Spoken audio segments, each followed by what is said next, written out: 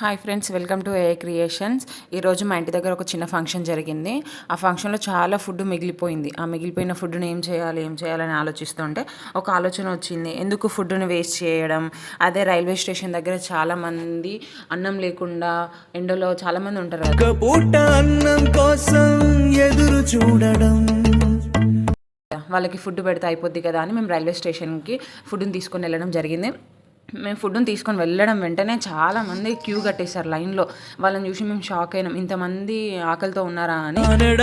ఊపిరి కోసం చేయి చాచడం.